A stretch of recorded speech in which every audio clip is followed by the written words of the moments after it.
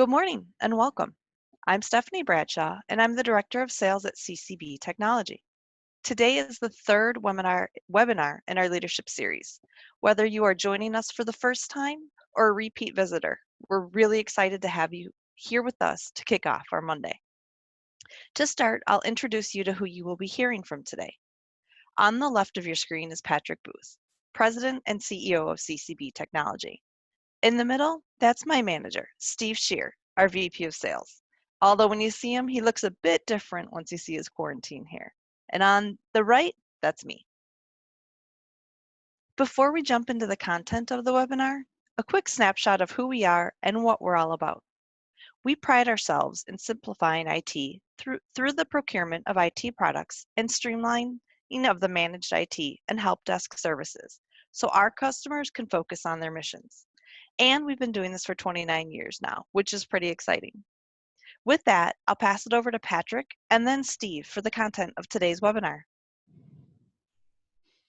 Thank you, Stephanie. I really appreciate the introduction of CCB and glad all of you have joined us. So the impact of leadership, what is it? Well, we believe at CCB that there's two sides of the house that really matter. There's the IT side, which is we've been doing for 29 years, but we also believe the leadership side needs to continue to be developed as we all need these things in our life. We like to have fun. So while you're learning how to be more courageous, pour that wisdom in, you're also having a good time. And we've been doing this through our podcast, so please, you can subscribe, go onto our website, and you can find that. All right, so what we're talking about in this whole thing is how do we handle ourselves, right, during these crazy times? How do we come across? And my personal thoughts, I picked this picture because I personally feel like as a leader, I am walking on a tightrope right now. I know there is a huge falling if I don't get this right. And it's nerve-wracking, especially for a guy like me who hates heights. I don't mind being in airplanes, but when you put me at the edge of a building and the roof, I get really nervous. And so with this, I'm trying to do my best to stay calm, but I do know that we're in a serious situation. And yeah, it's beautiful. You can look out, you can see a lot of different things of encouragement, but it's hard. So I just wanted to say you're not alone if you're feeling the stress. And I would say it varies from day to day for me. Some days I'm good, and some days I'm rattled, depending on what I'm viewing in details and information. So my encouragement to you is that you showed up today, which is awesome. We're going to try to do our best to help you if you've been having a hard time, and maybe you can help us. All right. So with that, I'm going to go ahead and turn it over to Steve Shear to run with the rest of the presentation. Want to focus in on the non-anxious presence, what it is, what it isn't, and realize that part of if you are calm during this time, use that to encourage people around you.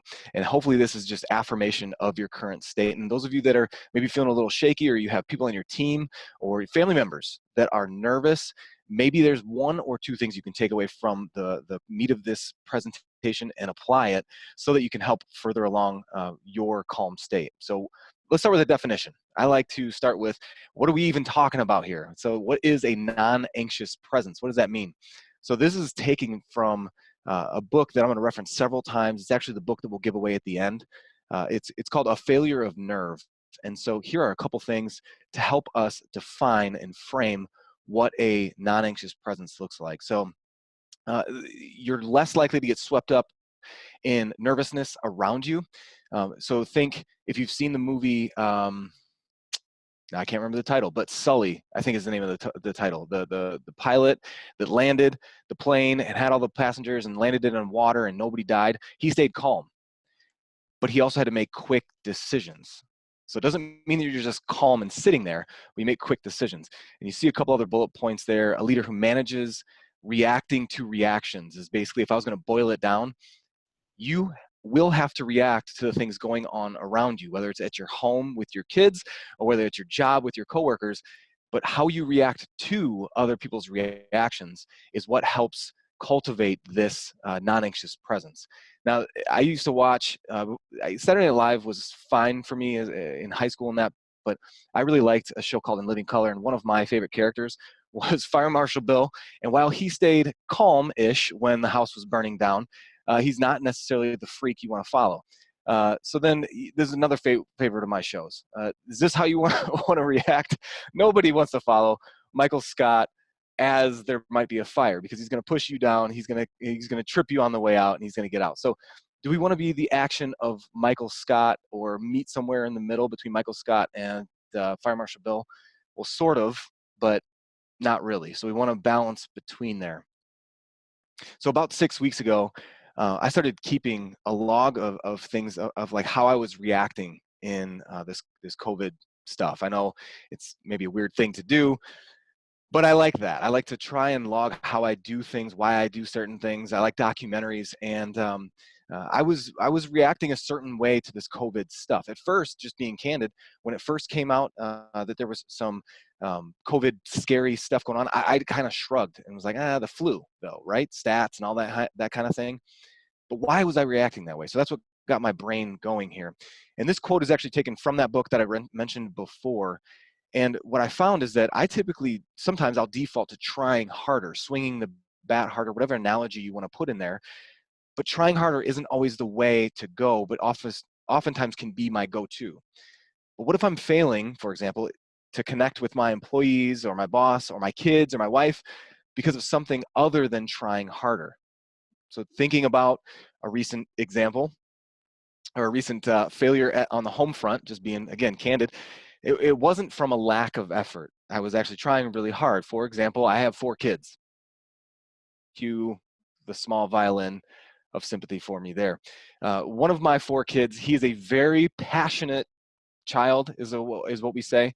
That's a way of us saying that he's kind of crazy. And if hypothetically, of course, if he got really frustrated about a toy or something like that, it wouldn't help, and my wife is helping me through this. It doesn't help necessarily if I double down on my efforts to calm him down. Lincoln, calm down. And then I just keep changing my tone. I say it over and over again. The increased effort in that example comes across as maybe more forceful words, the change in tone, that kind of thing. It's not going to work. All it does is it throws gas on his already lit fire. It's just going to turn into a mess. But he might need me to explain why his brother has a different toy, or he might just need to be removed from the situation. But getting wrapped into his emotional state, no bueno. So when you look at this quote, the treadmill of trying harder is driven by the assumption that failure is due to the fact that one didn't try hard enough. We need to get off the treadmill. So applying that principle to our lives now, we're going to see that reactivity is only one step in the vicious cycle that starts to take place. That takes place. So Edwin Friedman, this is that vicious cycle. This is just a visual, because I'm a visual learner as well. I like Audible books, or Audible, the application, but visual helps me as well. So if you go around the circle here, the previous slide and this one, comes from basically what I call the Bible of a non-anxious presence. Enter whatever scenario you want in this cyclical thing that you see here. A lot of this, though, could apply to the COVID craziness that we're experiencing right now. Number one, people react to it.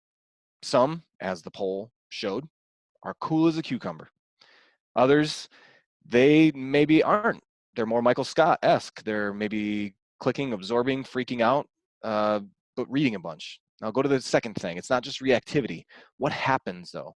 Soon after, there's a herding effect and herding instinct that starts to happen when there is a traumatic experience, and there's reactivity taking place.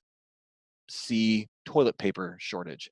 Nobody would have guessed, maybe somebody, nobody would have guessed that toilet paper was going to be the thing that people are pushing each other over to get if a pandemic was going to happen. What would you say? Well, probably not toilet paper. Fear is feeding the action at this point. Number 3, blame displacement.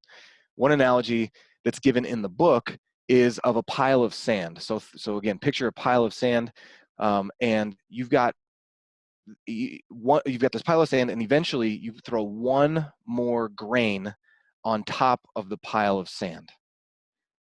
If you blame that grain of sand for the avalanche that ensues, that isn't an accurate picture of what took place. It's true that grain of sand started the avalanche, but it wasn't just that grain of sand. the problem was building long before the grain of sand was introduced. So what am I talking about?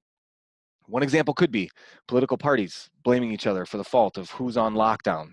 It could be internally at your own home, that the issues that you're fighting about while you're sitting on your roof, hypothetically, of course, are taking place not because you're actually fighting about the thing, but you're in this cyclical phase of blame displacement. Now, it's your fault that I'm responding this way. Number 4, this is what I find, again, since we're all friends and being very candid, this is the one that I find most attractive. I want to fix it. I want to move on. I've got goals to hit. So in this phase of the cycle, we aren't looking to deal with the root issues, but I want, let me put it on myself, I want a pill or a technique that's just going to take care of it. However, avoiding messy issues ultimately devalues the integrity of the leader, myself, you, if you're in this boat. The arbitrary goals may be hit, but the underlying issues still remain. We're taking our eye off of the thing beyond the thing that's right in front of us. And then 5, this is what all culminates together to bring us to a leader who is not demonstrating appropriate calm activity. So what are some examples? Well, I find it really, really interesting that this quote was brought up from a podcast. It was episode number 52. And it helps reframe sabotage. So I'm in conversation with this guy, and he was actually our speaker last week, Friday. And I asked him, so what is sabotage then? In your opinion, what is it? And this was his quote. It's the human things that anxious people do. Well, tell me more. What do you mean? Well, typically our lives aren't movies. It's not the well thought out things of criminal masterminds that are going to derail us during any particular time, but especially this time. It'll be the human, it'll be the human things that anxious people do. So we need to be aware that people are people, and not everybody, as that little poll at the beginning showed us, not everybody's in the same boat. So just because you're calm doesn't mean the 4 people around you are going to be calm. So we need to help with others that aren't responding the same way that we do. We need to be calm. We need to be steady. We all need that thing that's in the distance that's going to keep us on course. And when we feel like somebody's trying to sabotage everything that we're doing as a leader, it is very well could be that they are an anxious person, not as an excuse for them to be rude or undermine your authority. That's not what I'm talking about. I'm just saying we are people. We're fragile beings. So to make this a little more specific, what I did is I created a short list of characteristics to help us all more quickly recognize how we're responding and hopefully correct some of these actions. So moving quickly through this, characteristics of a chronically anxious leader. I'm just going to put all of them up there. So here's some bullet points. Snap reactions to immediate circumstances. What I mean here is emotionally charged snap reactions to immediate circumstances. The plane was going down in Sully. He made very quick judgment call to save all of the lives. That is a quick judgment. Some could call it a snap judgment, but it wasn't emotionally charged. So insert emotionally charged there. Focus on that is mainly external. So what's going to happen here is, and when you make snap decisions that are emotionally charged, you're going to result in cutting comments that damage relationships. When you focus mainly externally, this is going to result in a loss of individuality and integrity. What I mean is, as a leader, again, you have to have your eyes out beyond the immediate circumstance on the horizon. You can't forget what you stand for, what your organization stands for, because you don't want to sacrifice long-term integrity and individuality at short-term quick responses. Polarizing stances, black and white thinking. To me, this results in a, in quotes, with us or against us mentality.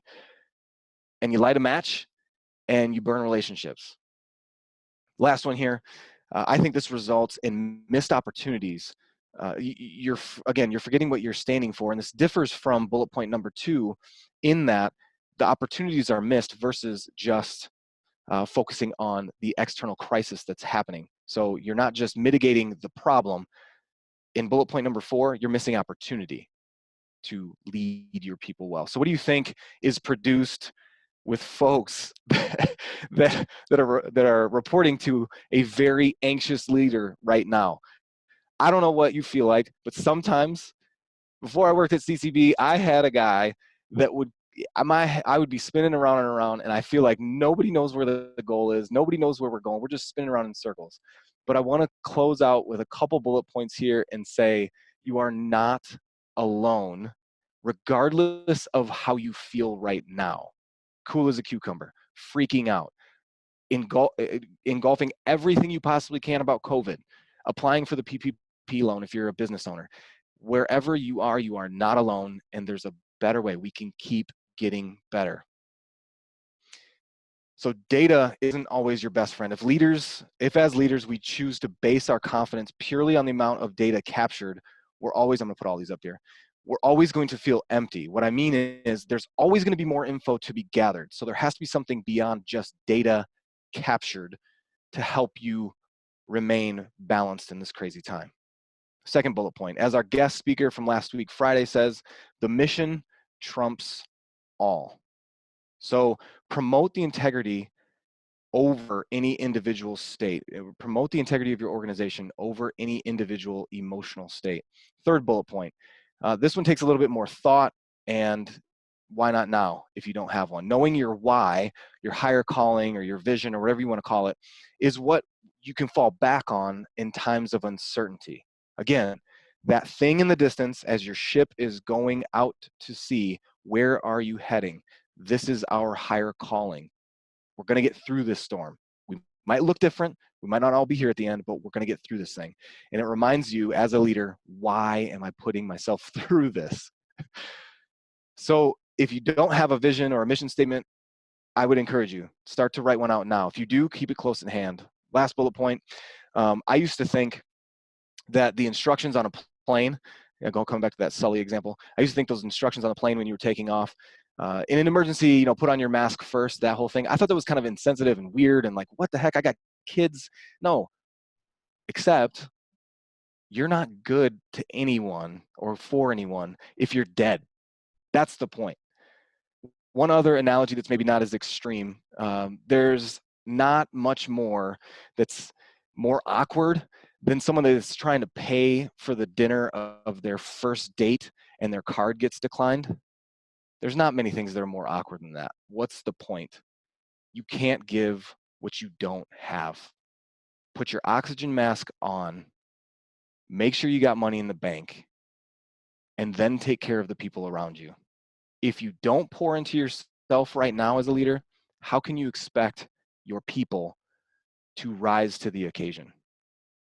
You are the lid, the leadership lid, as John Maxwell says. People can only go as far as you can go. So if you feel like you're in this car, heading down the hill, love The Simpsons, again, you're not alone. Here are some resources. I'm put these up there. We're gonna give away the book in a minute. If you're like, skip that, I'm never gonna read that book, that's fine. YouTube, Friedman's Theory of Differentiated Leadership Made Simple. Last two words are key. Takes 7 minutes. Check that out. Podcast, we got a couple podcasts coming up on the slides in the future, or in a couple slides from now. And then people. Don't forget to connect right now. Not just pour out, but connect with people, groups, like-minded leaders. Find them. Maybe you're with them right now. Engage with us. With that, I know we only have a few minutes left. If there are any questions, maybe I can field a question or two before we close out the webinar there. All right, Steve, I do have a few questions here, so I'll get to our first one. It's a good one. It's going to be a tough one. How does one calm or refocus a chronically anxious leader if he or she is your boss? That's great. So I don't know. Next question. I'm just kidding. So here's what I've found. You have to, for yourself, you have to stay calm yourself, stay connected to what you can control, and stay the course. That's a phrase that I read in this book that we're going to give away. It's also a phrase that I've heard other people say. Stay calm yourself, stay connected to what you can control, like your job duties, and stay the course. Add another C in there, I just threw this in there because it's not part of the Calm, Connected, and course. But communicate. Like, try to keep it concise and communicate. Ask questions. Wait, pause, and then come back to those first 3 C's of being calm, being connected, and the why behind it is not about you as my boss getting attacked because of something that I'm saying. There's something more at stake than either one of us. It's our organizational livelihood. So calm, connected, and the course. But you can't stay calm or connected or stay the course if you don't know why you're doing what you're doing. So that's my gut reaction to that one. That is a tough question. That's a good one. All right, thank you, Steve. We do have a few more questions, but in the Okay. essence of time, I'm going to go ahead. We'll try to answer those outside of the webinar. Thank you, Steve and Patrick, for the content today. For those listening, make sure to take note of our next 2 webinars. This Friday, we have a special guest, Darcy Loma. Darcy is going to talk about emotional intelligence during crisis. She is going to break this big topic into bite-sized pieces that we all can use in a practical sense. I personally can't wait to hear what she has to say. Then, a week from today, Patrick will take us through 5 steps of running an effective meeting. If you enjoyed today's topic but find yourself wanting more, check out our podcast, episode number 48.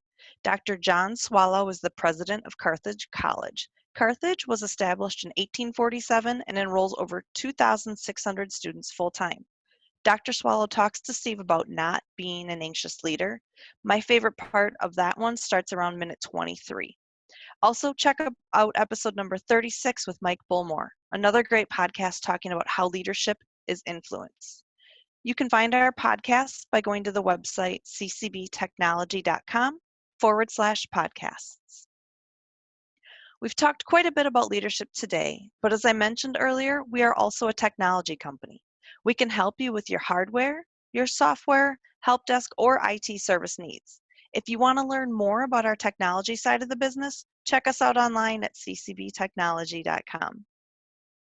And as you think about what you've heard today, if you have additional questions, feedback, statements like you had, Chucky, please reach out to Patrick or Steve. Their contact information is on the screen now. They're both on LinkedIn also if you prefer to reach out there. We would really love to hear from you all. That's all we have for today's webinar. We look forward to talking with you again this Friday, the 24th at 10 a.m. Central Time with our special guest, Darcy. Until then, stay safe, stay healthy, and thank you for joining us.